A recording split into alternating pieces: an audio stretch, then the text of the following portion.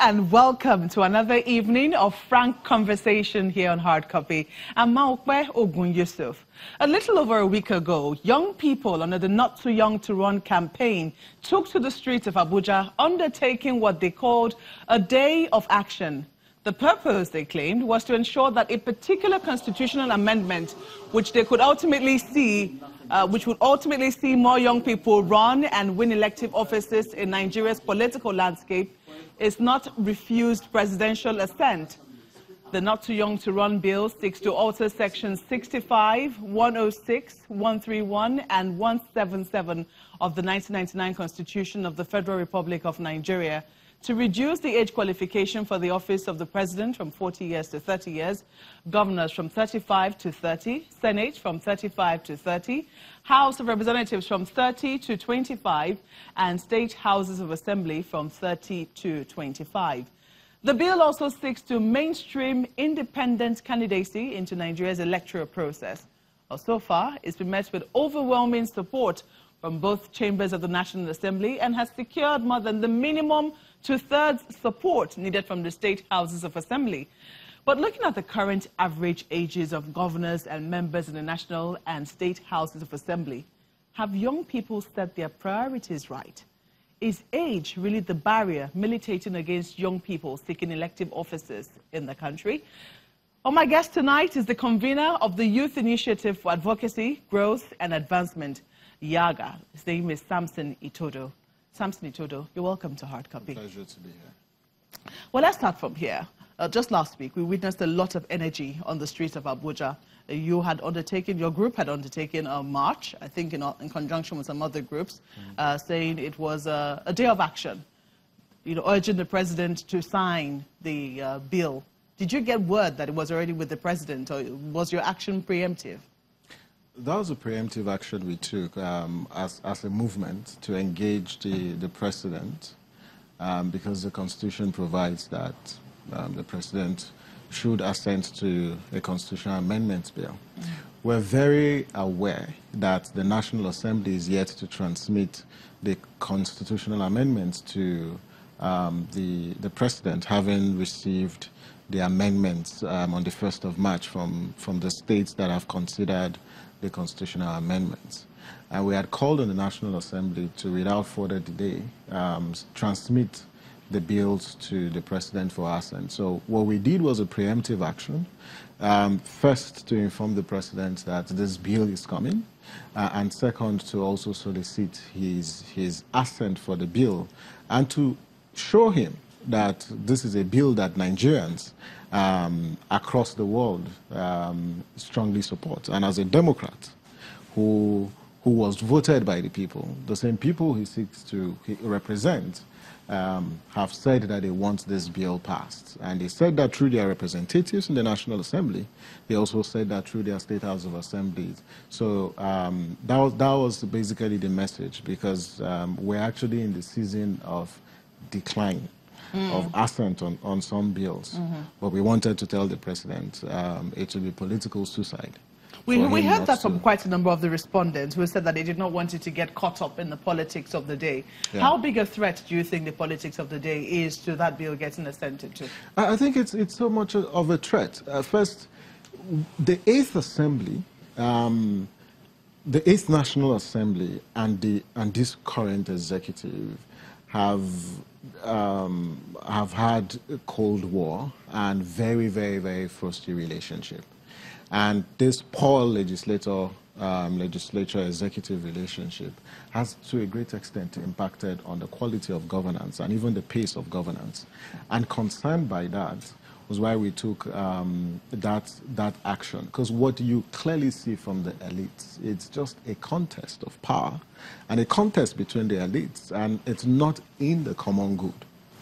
But when we marched, we basically made a very strong statement that as citizens we are rediscovering our citizenship, and we want to engage the political leaders who actually claim that they represent us. And that action was simply a question that young people were asking, that we want a new social bargain.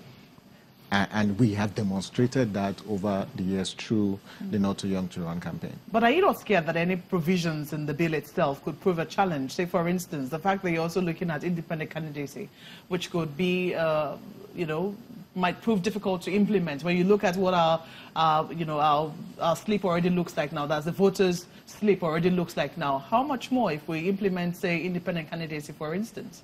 I think it's important that we appreciate the fact that democracy itself is a very expensive enterprise.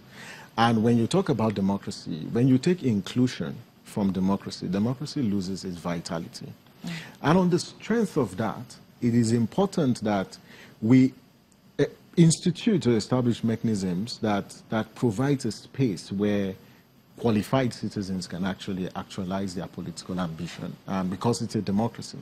And so when we talk about independent candidacy, there are different climes that have independent candidacy. And the Justice Ways Committee's recommendations were very, very clear that there is need to ensure that there are criteria for access to ballot.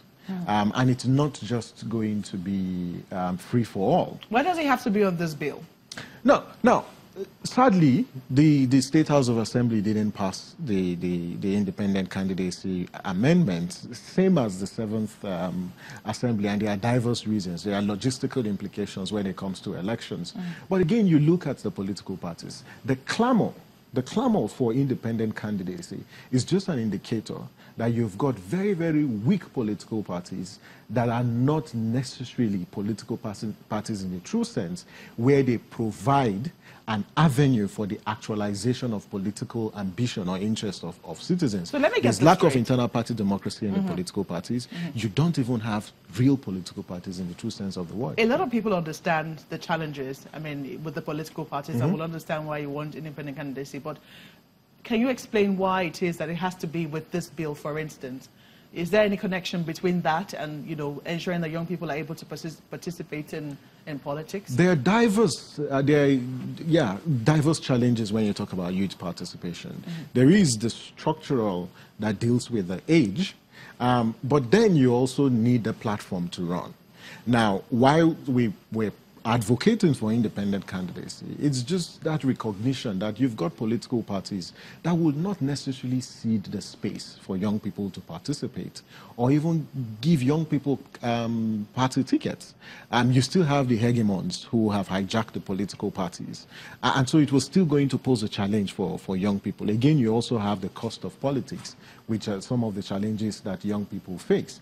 But independent candidacy would have provided young people, and not just young people, even women, and also even the elderly men, to still pursue their political interest, irrespective of the existence of a political party, especially where the parties are quite undemocratic and do not uphold the principles of transparency and accountability in managing their primaries. If this law is passed without the independent candidacy, then do you think it's going to work? Do you think it's going to make any difference? I think it's going to work. It's going to make a lot of difference. Well, independent candidacy would have added, no doubt, would have been very beneficial. But we will still work within the existing structures. And good a thing, we've got multi-party democracy. Now, some people say that young people have misplaced their priorities, that as we speak, age is not the problem. I don't know what they mean by young people have misplaced their priorities. Let me explain to you. So they talk about Nigeria's youngest governors, for instance. Look at the average age of governors in Nigeria from 1999. It seems to have increased over the years. So in 1999, you had age 47, 2003, age 49, 2007, 52, 2011, 55, 2015, 55. And right now, I think it's pegged at 35. So why is it that we're seeing the average age being pegged at 55? Is age really the issue? Age is a very, very fundamental issue when you talk about democracy. I don't even want to anchor the argument on the demography, because the electoral demography is in favor of young people, where you have over 52 to 53% of registered voters that are young people between the ages of 18 and 35. So that's not even the issue. The fundamental issue, and 40, for instance, when we talk about not too young to run and lowering the age, it's simply the fact that, one, we've got the failure of leadership to deliver development to the people. You also have institutionalized inequality within our political system, and of course the expediency of intergenerational dialogue or political transition. So when you talk about whether age is an issue, you've got a huge bulk of your population, the most productive workforce in your population who are marginalized and excluded and are not part of the political process, but they've got what it takes to actually deliver. And what we say is you need to open the space for young people with competence, young people with the moral integrity to actually hold office.